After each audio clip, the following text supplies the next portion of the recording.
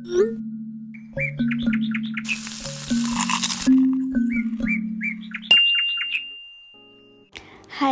Good morning. আজকে অনেক ভোরবেলা উঠেছি, ভোরবেলা না সকালবেলা 7টার দিকে উঠেছি, তো ওটাই অনেক মনে হচ্ছে। যাই হোক, আজকে আমরা ঘুরতে যাব, ওই জন্য সকালবেলা উঠে আমি এরকম একটা ড্রেস পরে নিয়েছি। আর এদিকে সাম্বা শাড়ি পরছে, মা সাম্বাকে শাড়ি পরিয়ে দিতে হেল্প করছে। আর তারপরে আমি ইয়াররিংস চুজ করছি, এইটা পরবো নাকি এইটা। তো যাই হোক, তারপরে এটাই পরে নিলাম, মানে বাঁ পাশেরটা। এই ইয়াররিংটা একটু বড়, আমি একটু কনফিউশনে ছিলাম যে এটা পরবো কি পরবো না, কারণ আমি সচরাচর খুব একটা বড় বড় ইয়াররিং পরি না, আমার একদম ভালো লাগে না। আর তার থেকেও বড় কথা, আমাকে একদম ভালো লাগে না, কারণ আমার মুখটা ছোটোখাটো, আর ইয়াররিংটা এত বড় হলে কেমন একটা বাজে লাগবে। তো আলটিমেটলি আমি এটাই পরে বেরিয়েছি, মানে ছোট্ট ঝুমকাটা। এই ধরনের ঝুমকা আমার ভীষণ ভালো লাগে, ছোট্ট ছোট্ট হয়। তো যাই হোক, এখানে আমরা বসেছিলাম একজনের অপেক্ষায়, তারপরে সে এলো। তারপরে আমরা একটা মন্দিরে গেছিলাম, এটা হলো রাম মন্দির, এটা বীরপাড়াতে, বীরপাড়া টি গার্ডেনের ভেতরে।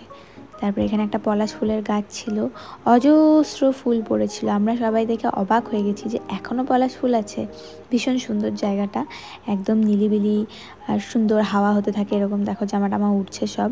আর এত সুন্দর একটা জায়গায় আমি এসেছি, আমি ফটোশ্যুট করব না, ভিডিও নেব না, সেটা তো হতেই পারে না। তো এখানে অনেকখানি সময় ধরে ভিডিও শ্যুট হলো, ফটোশ্যুট হলো।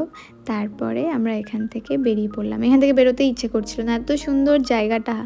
যাই হোক, তারপর আবার এই রোদের মধ্যে দিয়ে বেরোলাম।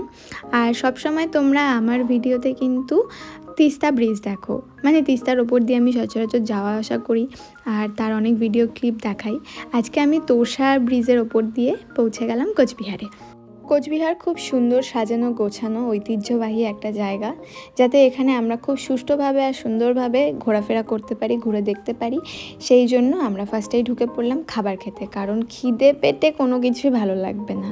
আর বাইরে যা রোদ ছিল, সেই জন্য একটু ঠান্ডা হওয়াও দরকার ছিল। এই জন্য আমরা বেশ অনেকক্ষণ ধরে এসির হাওয়াতে ঠান্ডা হয়ে খাওয়া দাওয়া করে তারপর কোচবিহার ঘুরবো। আর এখানে আমার সাম্বা আমার ভিডিও ক্লিপ নিচ্ছে, আমি বলেছিলাম ছোট্ট একটা ভিডিও ক্লিপ নিয়ে দিতে, ও ভিডিও নিয়েই যাচ্ছে। আমি বলছি কলটা চালাও, হাতটা ধোবো, ও ভিডিও নিয়ে যাচ্ছে। এমনিতে সাম্বা ভীষণ বাজে ভিডিও ক্লিপ নেয়, কিন্তু হ্যাঁ সবসময় ট্রাই করে, কখনো না বলে না, নিজে থেকেই ভিডিও নিয়ে দেয় সবসময়। এইদিকে আমাদের খাবারও চলে আসছে। আমাদের খাবারে ছিল naan, chilli chicken, mix fried rice, আর হলো মাশরুমের কিছু একটা, জানি না কি একটা নাম ছিল, বাট মাশরুমটা খুব ভালো ছিল, আর মিক্স ফ্রাইড রাইসটাও খুব ভালো ছিল। তবে চিলি চিকেনের যে চিকেনটা সেটা ভীষণ শক্ত ছিল। আর মিক্স ফ্রাইড রাইসের সাথে আমি আলাদা করে কোনো চিকেনের আইটেম বা অন্য কিছু খেতে পারি না, কারণ মিক্স ফ্রাইড রাইসে এত কিছু থাকে যে আলাদা করে চিকেন খেতে ভালো লাগে না। আর তবে ওই গ্রেভিটার জন্যই একটুখানি নিই, ওই মশলা দিয়ে মাখিয়ে খেতে ভালো লাগে ভীষণ। মেজদি ভাই তো আমাদের সাথে আসেনি, সেই জন্য ওর জন্য একটা গরুর গাড়ি নিয়ে নিয়েছি। আর আমরা চলে এসেছি কোচবিহার রাজবাড়িতে। আমরা সারাদিন এদিকে ওদিকে অনেকটা সময় কাটিয়ে এসেছি, যাতে বিকেলের টাইমটা আমরা এখানে থাকতে পারি আর রোদে বেশি কষ্ট না পাই। তারপরেও অনেক রোদ ছিল, তাই জন্য অনেকক্ষণ ওই রাজবাড়ির সামনের যেই জায়গাটা আছে ওইখানে একটা গাছের নিচে অনেকক্ষণ বসেছিলাম। তারপরে একটু ভিডিও ক্লিপ নিচ্ছিলাম এরকমভাবে, মানে অনেক ঢং করে ভিডিও ক্লিপ নিচ্ছিলাম। আর এখানে কি সুন্দর এই ছোটো ফুলগুলো দেখছো, কি বলে কাশফুলের মতন, কিন্তু খুব ছোট হয়, এত ভাল লাগছিল। এখানে আমি একটুখানি স্লোমো ভিডিও নিয়ে নিলাম।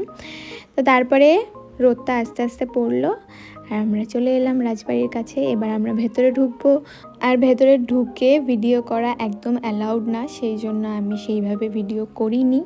তবে হ্যাঁ, একটু বাইরের ক্লিপগুলো নিয়েছি, মানে রাজবাড়ির ভেতর থেকে রাজবাড়ির বাইরেটার ক্লিপটা নিয়েছি।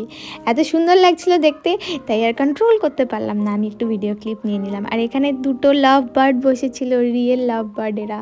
অনেকটা সময় রাজবাড়িতে কাটিয়ে এরপরে আমরা বাড়ির উদ্দেশ্যে রওনা দিলাম, কারণ অনেকটা দূরের রাস্তা, তাই আলো থাকতে থাকতেই বেরিয়ে পড়লাম। তাও অন্ধকার হয়ে গেছিলো, আর আমাদের ঝড় বাদলের সম্মুখীন হতে হয়েছিল। আমরা কাক ভেজা হয়ে মেজদি ভাইকে জয়েন করলাম। মেজদি ভাই আমাদের জন্য অপেক্ষা করছিল তেলিপাড়াতে চা খাওয়ার জন্য। তো আমরা সবাই মিলে চাটা খেলাম, এখানে বসে গল্প করলাম। আর দেখো আমরা কেমনভাবে ভিজেছি, মিন্টুদা ভিজেছে, সাম্বাও ভিজেছে, আর আমি তো ঠান্ডায় কাঁপছিলাম।